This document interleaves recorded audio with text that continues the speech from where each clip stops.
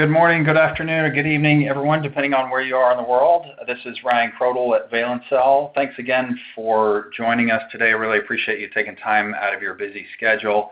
And I have to say, for those of you who joined us last week and had to experience technical difficulties, my sincere apologies again for that problem. I hope it wasn't too much of an inconvenience, but really appreciate you rejoining here this week.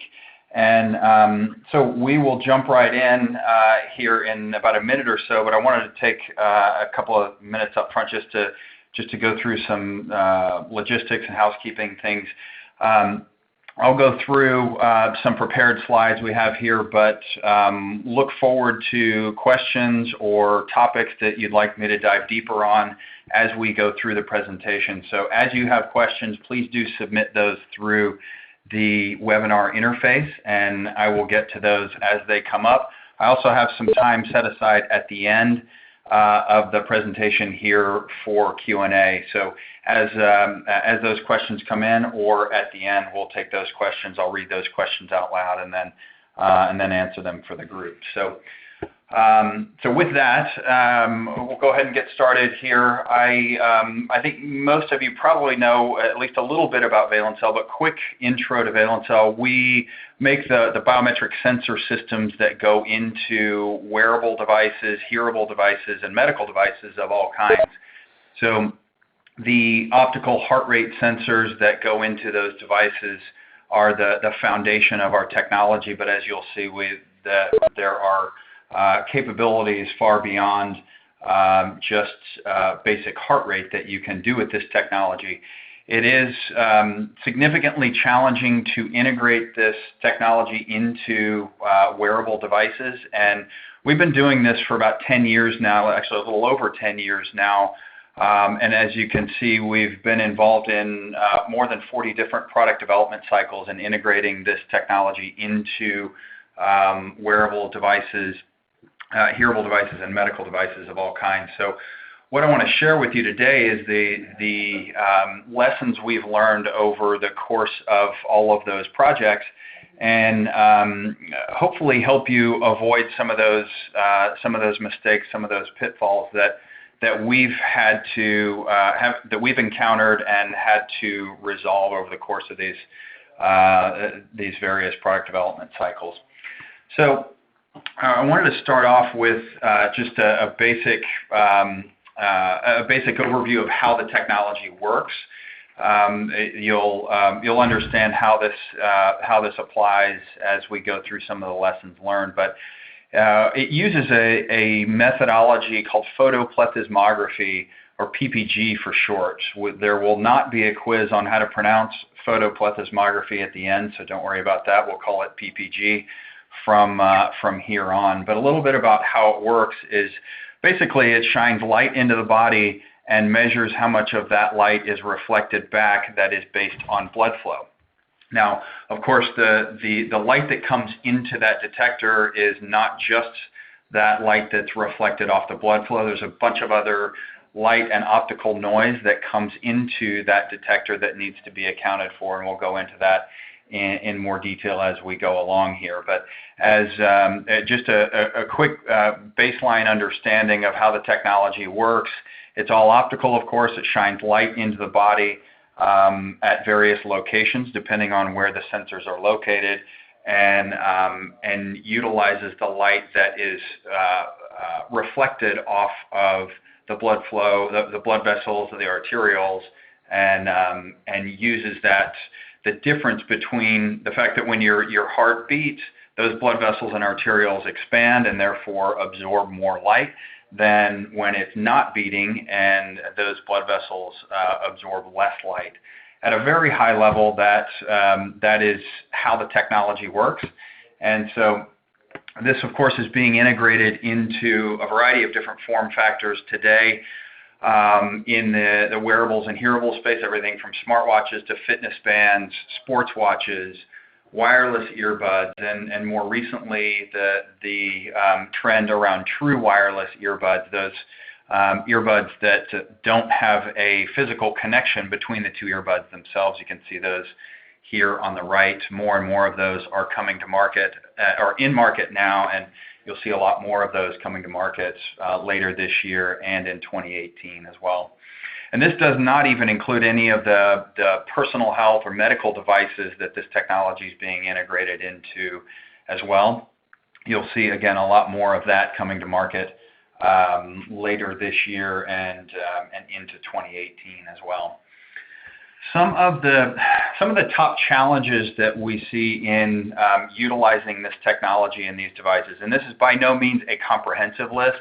These are just the top 5 challenges that we often come across and have had to invent workarounds to address these challenges. And the first one, of course, is the optical noise that I mentioned before. Just to give you a frame of reference, as that light is shined into the body and then bounces off the body and different parts of the body and comes back into that photodetector, the amount of signal coming into that photodetector that is actually based on blood flow is less than 1%. The rest of it is motion noise. The rest of it is environmental noise, whether that's sunlight or man-made light or other optical noise references that come into that photodetector. So it's really like trying to find a needle in a haystack to find that optical signal that is based on blood flow. So you've got to be able to identify that noise, the other noise, and then be able to understand what is actually based on blood flow. Another key challenge here is skin tone. The fact that this is an optical solution and different skin tones absorb light in different ways. And of course, they absorb different wavelengths of light in different ways. Just as an example, higher melanin count, darker skin tones absorb green visible light more so than lighter skin tones, lower melanin counts do. So you've got to be able to account for that in different ways, because of course you want these devices to work on a broad spectrum of the population, and the human race has a wide variety of skin tones. What you see here is what's known as the Fitzpatrick scale, which is a way of quantifying different skin tones, and it's often used in the testing process around these devices. Next one is blood perfusion. This depending on where you are, where you have the optical sensor, blood perfusion can be more of an issue than others. So, for example, the wrist is considered an extremity on the body, and some people have lower blood perfusion, particularly if they haven't been moving around much when you're trying to make a measurement, or if it's particularly cold outside, as an example, and if someone's trying to take a measurement outside. Or another aspect of this is depending on the population set that's using this device, it's older populations, for example, older people tend to have lower blood perfusion, and that can also impact the accuracy of these devices. Sensor location, as I mentioned before, is a critical factor here.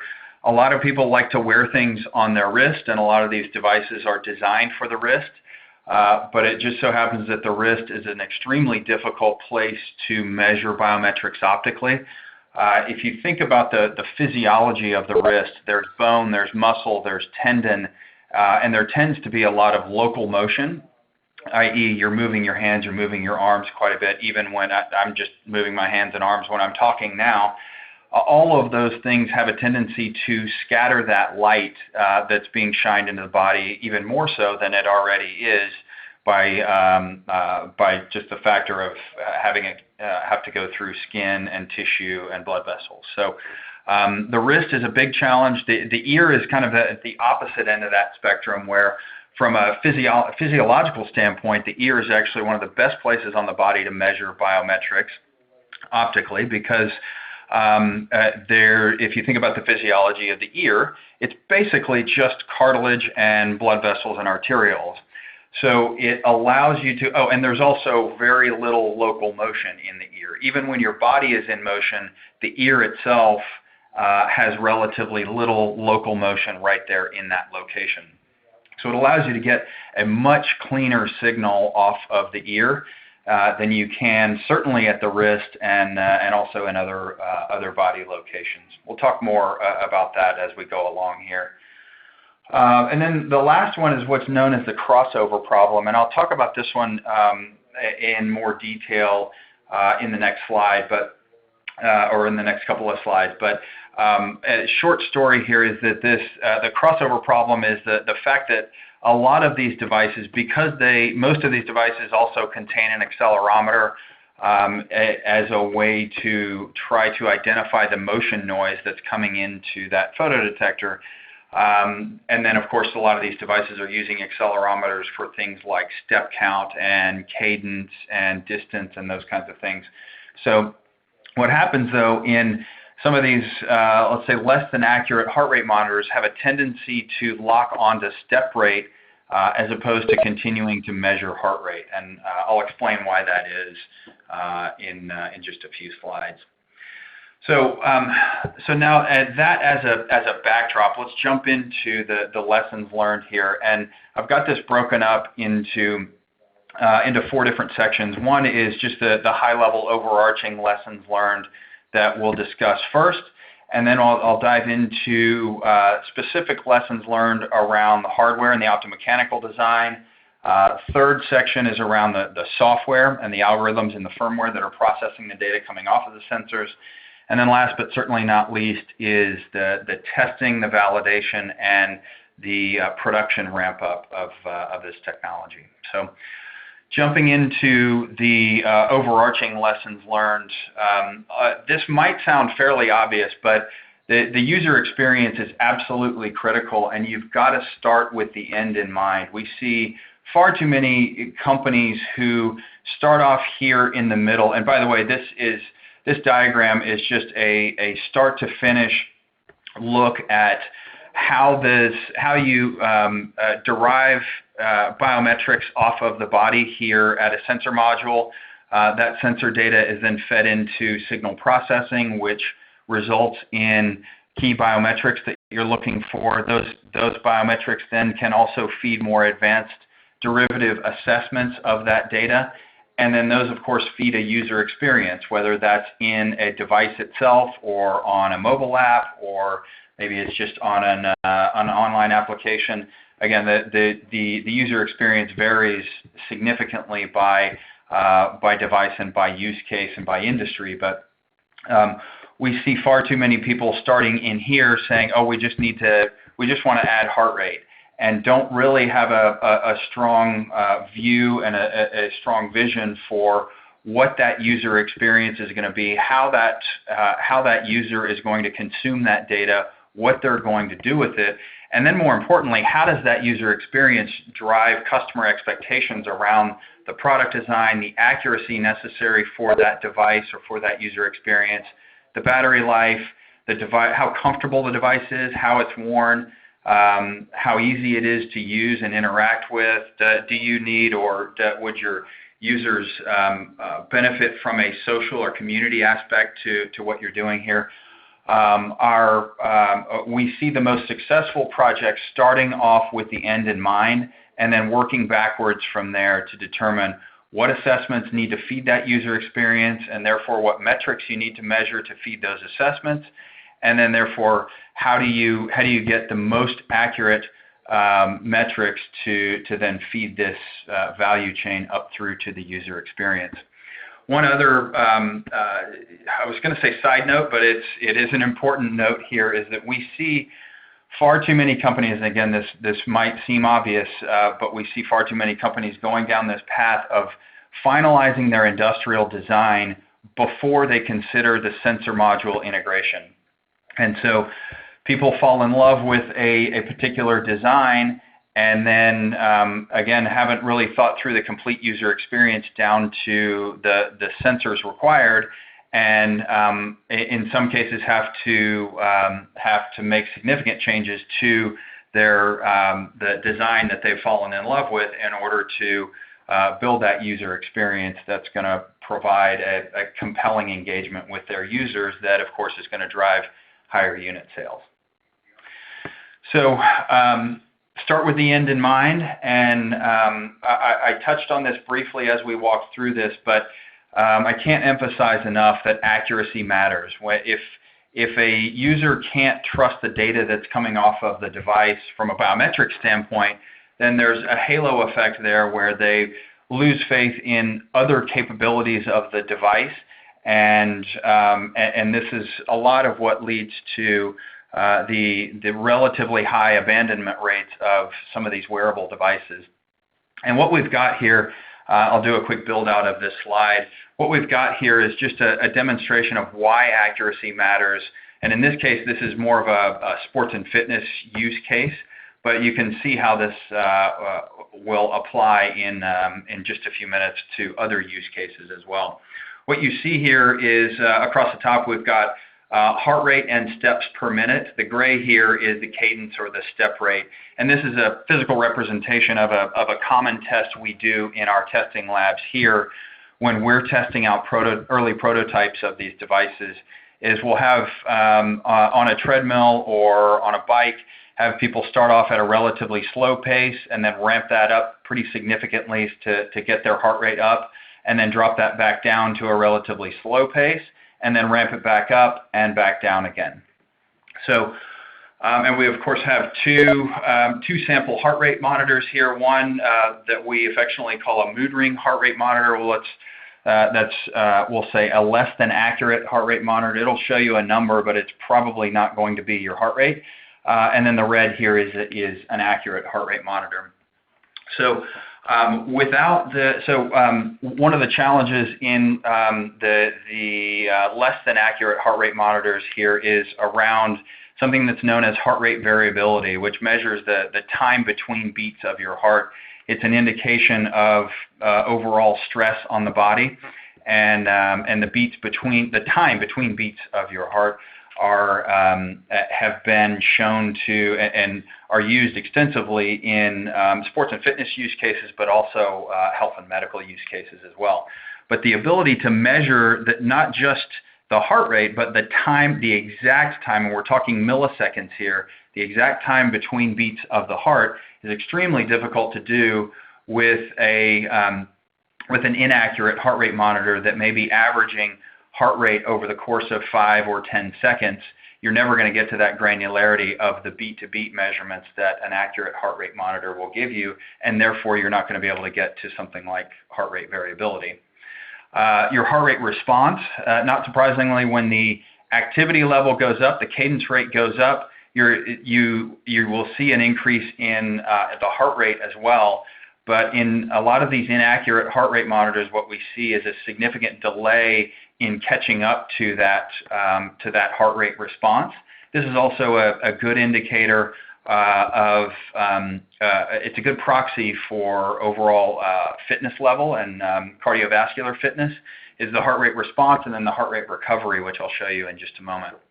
Another key factor here is the peak heart rate. So a lot of people are very interested in peak heart rate, not just for measurements like VO2 and VO2 max, but also for heart rate zone training, which is important not just for elite or semi-elite athletes, but also for people who are managing a cardiovascular condition, who are trying to get some level of exercise and activity into their daily routine, but also don't want to push themselves too far at the advice of their medical providers. So those heart rate zones are critically important.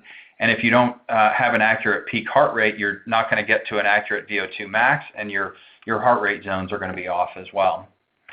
Next, we'll look at heart rate recovery. Same thing, the opposite of the heart rate response is the heart rate recovery. As the activity level or the cadence rate drops down, you expect the heart rate to drop down as well.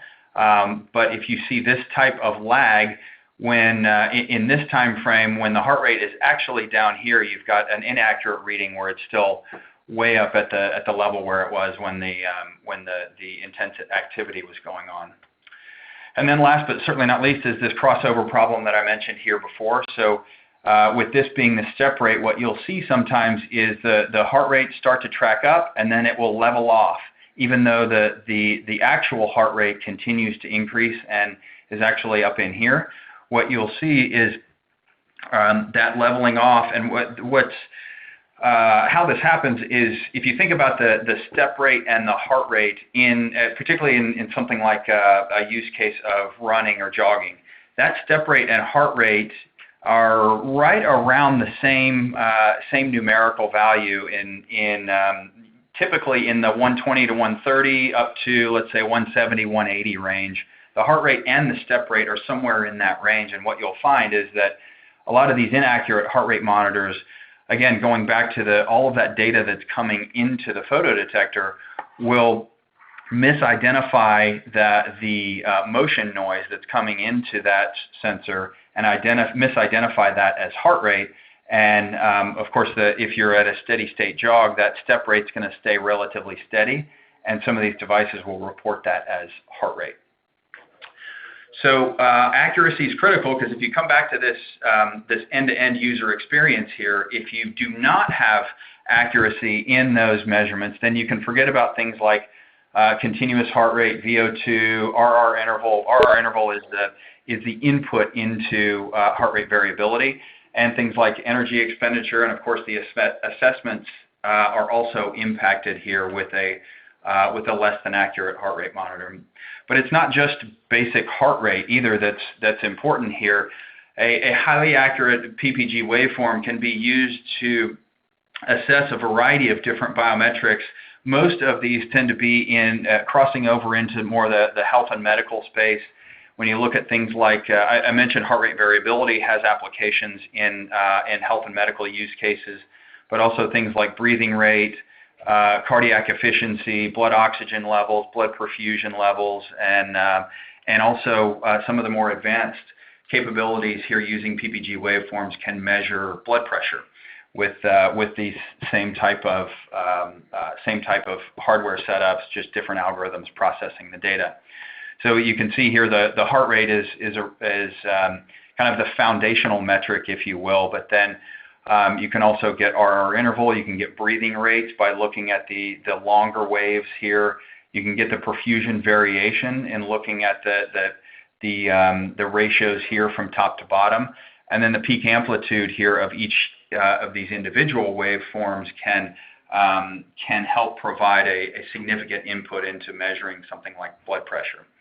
So the point here is, if you start with an inaccurate PPG waveform that might get you to a relatively accurate heart rate, you're never going to get to any of these more advanced metrics that provide more in-depth insight into someone's overall personal health and fitness. So again, coming back to that user experience diagram, you are left with basically resting heart rate. And if resting heart rate is all you need for that user experience, that's fine. But again, starting off with the end in mind, know what you need to deliver that user experience. And if any of these things on this list, and again, this is by no means a comprehensive list, if any of these things are on that list, you really need to think about the accuracy of the sensor module and the sensor system in your device. And speaking of sensor systems, Valencell is a strong proponent of the fact that you need to take a systems approach to these biometric sensors. So the hardware and the software need to be designed to work together. We see a variety of different ways to accomplish biometrics in these devices, and some people will take one company's hardware and another company's software and algorithms and try to push them together, and it's just not nearly as effective as designing these two things to work together. And it really is a system level feedback, where if you make changes to the hardware and the optomechanical design, the algorithms and the firmware that's processing that data coming off of the sensor will have often ripple effects in being able to measure the biometrics accurately. And same thing in reverse. You can have the greatest algorithms in the world, but if you have poor hardware and poor optomechanical design, then those algorithms are not going to be as nearly as effective as if they are designed to work together. So with that, I will now jump into some of the more specific lessons learned around the hardware and the optomechanical design, and then we'll get into software and testing and manufacturing after that. Let me just check quickly to see if there are. So I wanted to see if there were any questions that had come up, and I'll take this first one as it came in. So it says, looks like you're saying in this graph that the heart rate should be roughly synchronized with the cadence. Is that always true? No, sorry, that's not what I was trying to imply with that slide. What I was suggesting was that it, in fact, should not be synchronized with that cadence. And what the problem and the challenge is that some of these devices tend to lock onto cadence as if it were heart rate, even though the actual measures of both of those were very different. So that's absolutely not true. It should be that the cadence and the heart rate are going to be very different, and should, especially when you're doing things like intervals, you're going to see a lot of changes in both the cadence and the heart rate, and you need a device to be able to accurately distinguish between the two. So hopefully that helps. If you've got a follow-up question, please do submit it through the chat or the question window. So from a hardware standpoint, first lesson learned, size does matter. Of course, everyone wants these devices to be smaller and smaller and smaller, and every year, at every iteration of these devices. But at some point, we run into physics problems here in that the device you see here on the left with about a 2 millimeter spacing between the emitter, the light source, and the photodetector here, what you find there is as you move that detector, and of course as you get these devices smaller and smaller, you're forced to move the emitter and the detector closer and closer together. What you find there, though, is that decreases the signal-to-noise ratio because you're getting a higher percentage of quote-unquote bad light into the detector. And in many cases, what you find is just direct crosstalk between the emitter and the detector, and that light never actually interacts with the tissue at all. It just goes straight from the emitter into the detector. Whereas a wider spacing allows you to, it's somewhat counterintuitive, but as you move that detector further out from the emitter, you're capturing less total light into that detector, but it allows you to capture more of that good light, more of the light that's actually interacted with that tissue and with that blood flow to be able to provide a cleaner signal into that device that then your algorithms have to do less cleaning up of that data as it comes off the sensor. One other key piece here from a hardware standpoint is what's known as the shadow effect. So again, as these devices get smaller and smaller, and in this case thinner and thinner, what you have here is, particularly when you're using visible light, like all of these devices do, at least that you see here on this screen, all of these devices are using visible light, and therefore the device itself provides a shadow. What you see here is just a representation of the sensor here in green, and these devices provide an optical shadow that prevents external light from getting into that photodetector. And so obviously the bigger the shadow, the less external light is getting into that photodetector. But as you shrink the designs of these devices, especially these types of the devices that have very little shadow on either side of the sensor, you significantly increase the amount of light that's coming into that sensor. And then of course, that means that an increase in the amount of optical noise coming in that you then have to identify and remove at the firmware and the algorithm level. So obviously there's design considerations and a balance that needs to be taken into consideration to make sure that the device is of a size that meets your customer expectations, but also provides as much of a shadow as possible to, again, focus that light that's coming into the sensor module on only the light source that's coming out of the device itself, as opposed to the external light. A few other important factors here from a product design and material standpoint, and then also some optical considerations. So product design and materials. So a couple of the key things to consider here are around coupling and gross displacement, and these are very much related but different considerations here. One is the coupling. These devices do require constant contact with the skin in order to make accurate measurements, and so how that device is coupled to the body, how the sensors and the emitters actually make contact with the skin, how they're coupled with the skin, is a critical design consideration. On the wrist and on the arm, that's a lot easier because it's a relatively two-dimensional space. Obviously, it's not completely two-dimensional, but when you compare that to something like the ear, that is three-dimensional, and not just three-dimensional, but literally every person, the shape, particularly of the inside of every person's ear, is different. And so getting the coupling correct in a three-dimensional space like that just adds more complexity to that design. That's a lot of the reason why you see some of these earbuds with biometrics in them. They'll come packaged with a variety of different ear gels and foam tips and other things to be able to provide an accurate or provide a solid coupling for as much of the population set as possible. So a related factor here is around gross displacement. And by gross displacement, we mean how much the device and therefore the sensor module is actually moving while the person is doing whatever activity that is part of that user experience where they're trying to measure biometrics. So take a running or a jogging example. How much is that device actually moving back and forth across the skin? You obviously want to reduce that gross displacement as much as possible, because the more displacement you have, the more optical noise, in this case motion noise, coming into the sensor module that you then have to identify through firmware and algorithms.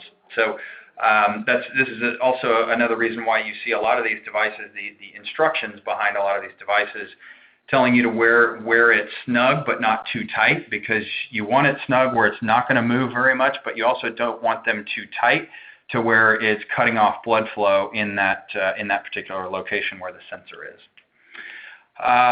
Moving into optical considerations. So the geometry of the emitters and detectors is critical, not just the spacing that I talked about before, but where in relation to that detector are those emitters placed.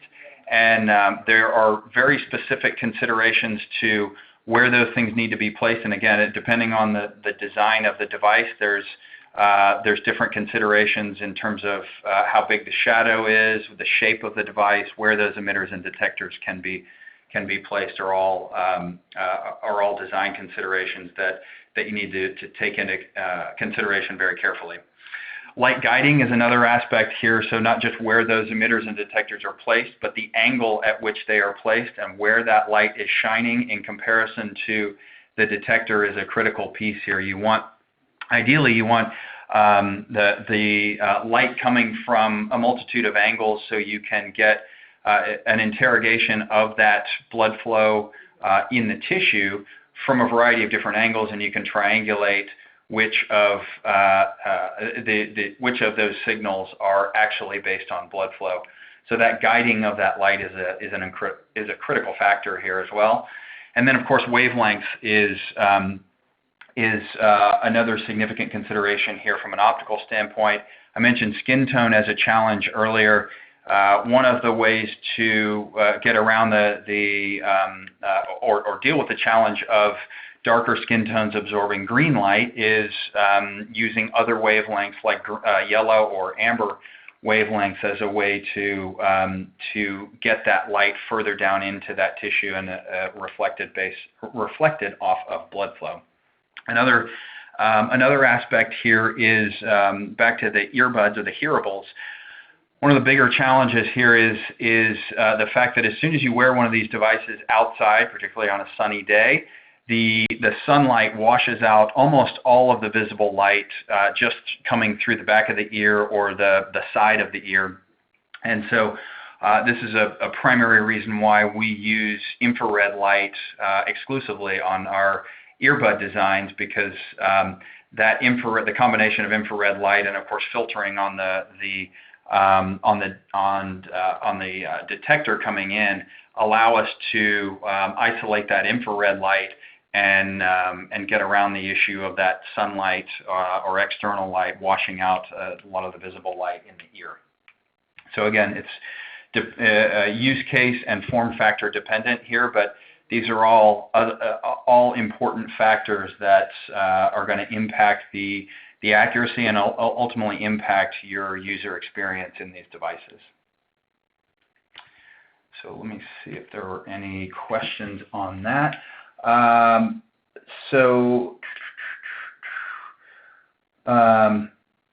Okay, so sorry, follow-up question on the last one. You said the rise and fall of the red graph seemed to correspond with the square wave. Yeah, so good follow-up question.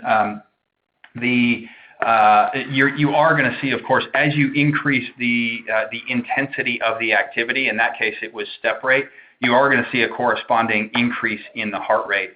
What you want to see, typically that lag physically in the body is within a couple of seconds, and so you expect to see the heart rate measurement to pick up that change in heart rate, in this case an increase in heart rate, within a couple of seconds as well.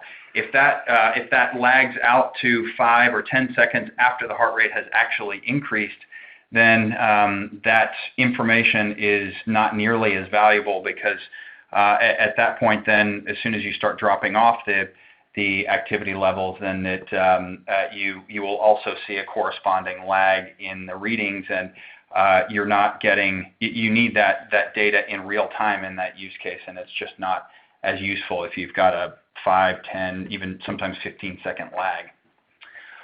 One other question.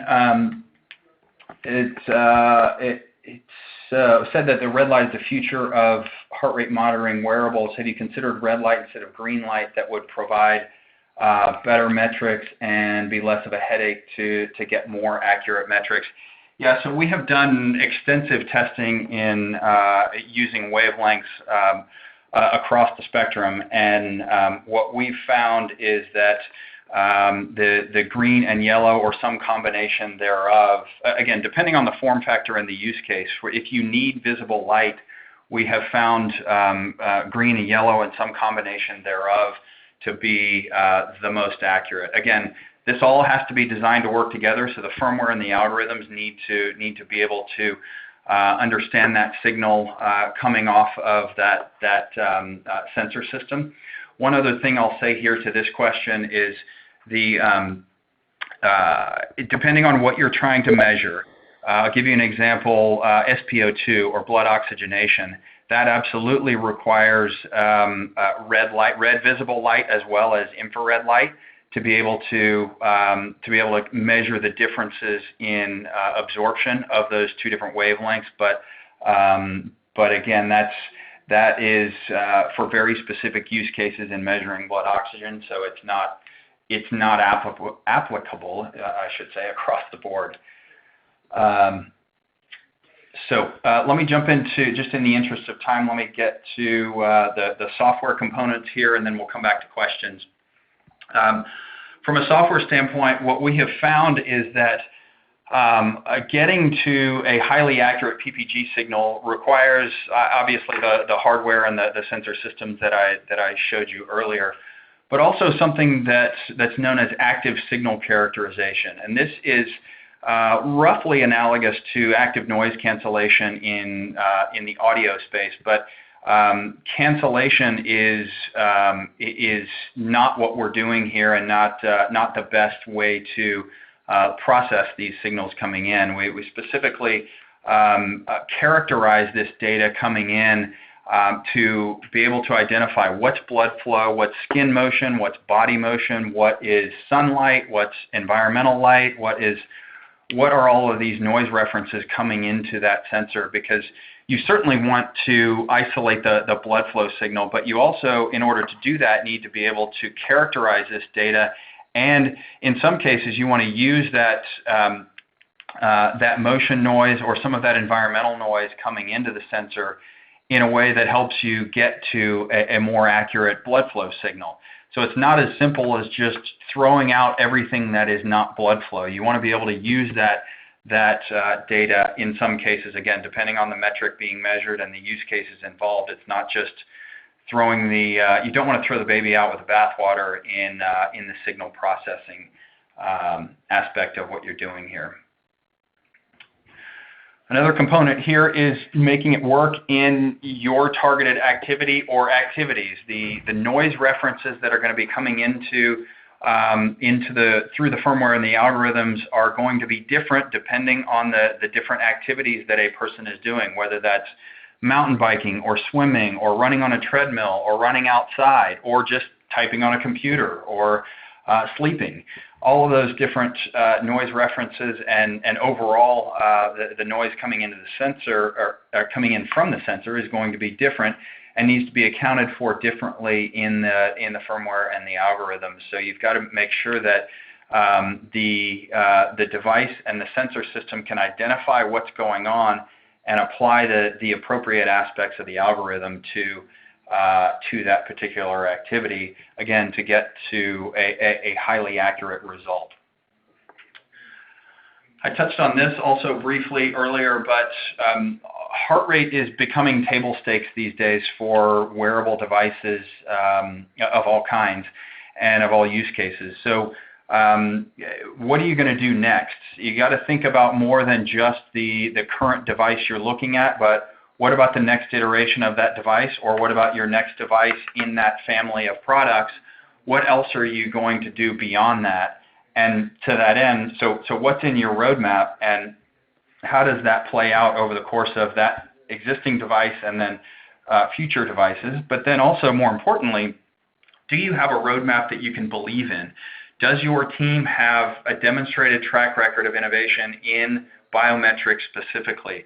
This is, there are a lot of other complexities that go into adding biometrics to a wearable device beyond just the capabilities of building a standard wearable device without biometrics. A lot of that innovation can be found in the intellectual property landscape and the patent landscape in this area. Despite being a relatively new space, there is a significant patent landscape in this area, and so you want to make sure that you're aware of all of that. Do you have a multidisciplinary team who is working on this? You need a variety of skill sets from electrical, mechanical, and optical engineering expertise, as well as the testing of these devices, whether that might be exercise science or medical science that is looking at the results and the performance of these devices to make sure that your expectations that you are setting with your customers in the marketplace, this device can actually deliver on those expectations accurately. And preferably you would have third-party validation of the testing and the results you're seeing. But you can also look at things like existing, depending on how you're going about the technology integration process, you can also look at, if you are using a vendor, look at that vendor's other products that are in the market and the customer reviews of those products and how they've been actually, once the products are in market, how they've been received by the consumers or the patients who are actually using them. So with that, the last section here is around testing and manufacturing. And so let me just dive in here. I do have some time left at the end for Q&A, so I'll get to the remaining questions here towards the end. Let's see here. So not surprisingly, we believe extensive testing is critical to success in these devices. So and those testing protocols need to be matched to the use cases. And again, that sounds obvious, but it never ceases to amaze me how companies will, if they, let's say they're building a lifestyle device, a lifestyle wearable that is more of a fashion-oriented device, and they'll look at testing it doing running and biking activities, and not aligned with the use cases they're trying to deliver on. So just make sure those protocols match the use cases. And in the product development process, a minimum of 30 participants per prototype variant. So if you've changed anything in the prototype, whether that's hardware, software, or anything related to the design of the device, you need to do another round of testing. And we typically see at the end of a product development cycle hundreds of data sets per product launch after multiple iterations of prototyping and testing to be able to get to the level of accuracy that we expect and that our customers expect as well. And then, of course, there's a variety of different analyses that need to be done at a minimum, regression analysis and Bland-Altman analysis to understand the level of accuracy you're getting, but also true and false positives and negatives in looking at and analyzing that data you're seeing coming off of the device.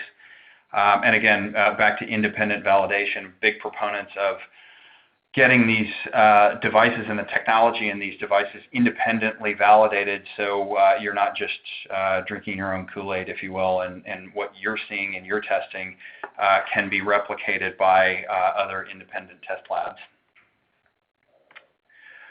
And last point here is we strongly advise getting expert advice in picking your manufacturer. And specifically, I mentioned earlier, adding biometrics to a wearable is a completely different animal than building any other type of wearable. So has your contract manufacturer or your ODM built a biometric wearable before? How do they test those devices coming off the line? This device that you see here is some proprietary technology that Valencell had to build over the course of the years of doing all of these product development cycles, because there was nothing else out there that was able to test these devices as they come off the line in a scalable way that ensures that those devices, that we're seeing the same level of accuracy and precision in those devices coming off the line as we saw in the testing lab. And then, of course, what are their labor practices and working conditions, and how do you monitor that? It's another reason we had to go about setting up a certification process where a team at Valencell, their sole responsibility is to work with contract manufacturers and ODMs who are building our customers' products to make sure that they, first and foremost, that they can build the products well, but they can do so in an ethical way that meets the standards of our company and certainly our customers. So there's not all contract manufacturers, despite what they will tell you, not all contract manufacturers and ODMs are good at building biometric wearables. So make sure you choose carefully. And this, we'll send out the slides afterwards so you can get these resources. If you haven't seen these, I wanted to just give you a starting point for resources to find more in-depth information on what we've talked about here today. And these, of course, are just a starting point for some of the resources that you might want to look at, but wanted to share those if those would be valuable. So hopefully that gives you a good overview of some of the lessons learned here, and so we'll get back into the Q&A. Let's see. So great questions here. Thanks for submitting those, and keep them coming if you have any other questions. Another question here around coupling. Can you comment on the client willingness to utilize under the wrist? Have you considered optically clear adhesive, perhaps the same UX problem? Yeah, it's a good question, and unfortunately, underneath the, and by under the wrist, I'm assuming you mean on the inside of the wrist, on the sort of the opposite side of the wrist where most watches or fitness bands are worn. We have tested that extensively as well, and frankly, we don't see much of a performance difference on the inside of the wrist versus the outside of the wrist. Again, getting back to the physiology of the wrist, you have some of the same physiological problems on the inside of the wrist that you do on the outside. You've got, in the inside of the wrist, it's more of a tendon problem where you've got the tendons that are attached to your fingers that are closer to the surface of the skin there. And when you move your fingers, those tendons tend to bounce up and down like piano wires, and that scatters the light even further than other locations on the body. So it's equally as challenging there. And have you considered an optically clear adhesive? That is a good question. I don't know the answer to that one, but I can certainly get back to you on that. My guess is we have tested something along those lines, but I can't speak to it specifically. Great question, though.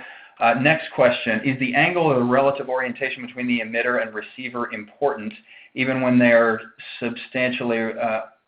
in substantially reflectance mode, or does it become important if the sensor can be turned into the transition mode?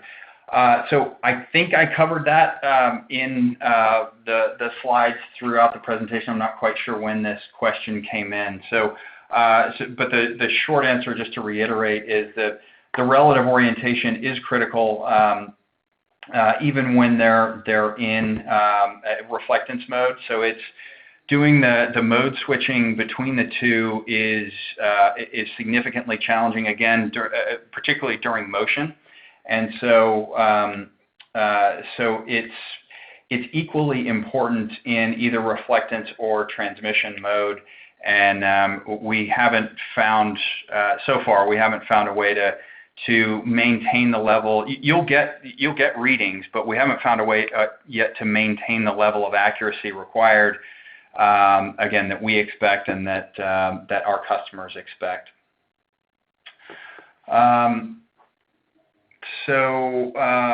And please do submit a follow-up if that didn't answer your question completely. Next question is I guess this is related to the wrist. Is the melanin challenge lessened? Also, what about the impact of hair follicles? Yeah, so great point. There is less of a melanin challenge, although it's not significantly less typically.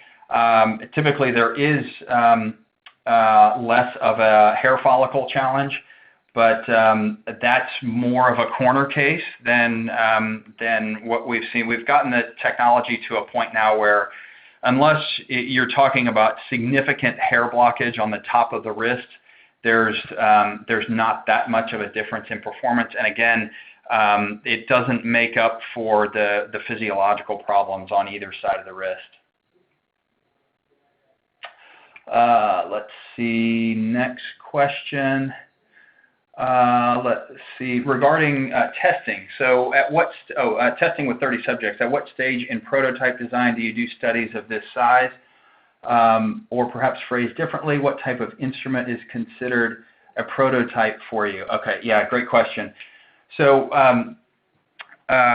we start with our prototype testing as soon as there is a device that is agreed upon from an industrial design standpoint, and the sensor technology has been integrated into that prototype in a way that meets the design considerations. So typically we typically get involved very early in the product development process, preferably before a prototype has been finalized, certainly, and we typically get involved in the early stages of the CAD design. And again, just to make sure that the biometrics technology is incorporated into the device in a way that's going to optimize performance. And then from that standpoint, as soon as we have a prototype that is an agreed upon industrial design, the technology is integrated and is in a shape that can meet the testing of the particular use case, then we'll start testing as soon as possible. We want to start testing as soon as possible in that product development process. But again, depending on the use case, let's take a swimming use case, for example. There are obviously waterproofing considerations that often take quite a long time to work through. So in some cases, we don't get started testing as early in the product development cycle as we would like.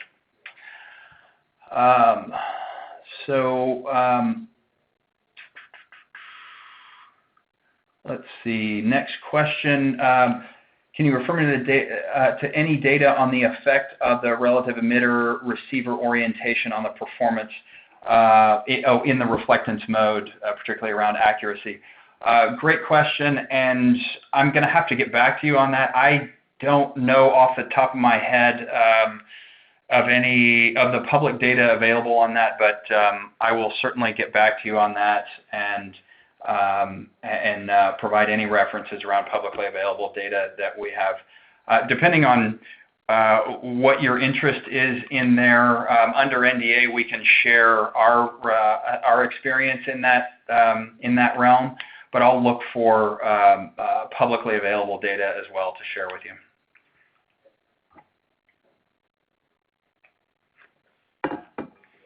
I don't at this point see any other questions come through. Those were great questions. Thanks for all of those, and thanks for hanging in till the very end here. I hope you found it valuable. And oh, by the way, that's my contact information. And so if you do have any follow-up questions, or if there's anything I can help with in any way, please don't hesitate to reach out.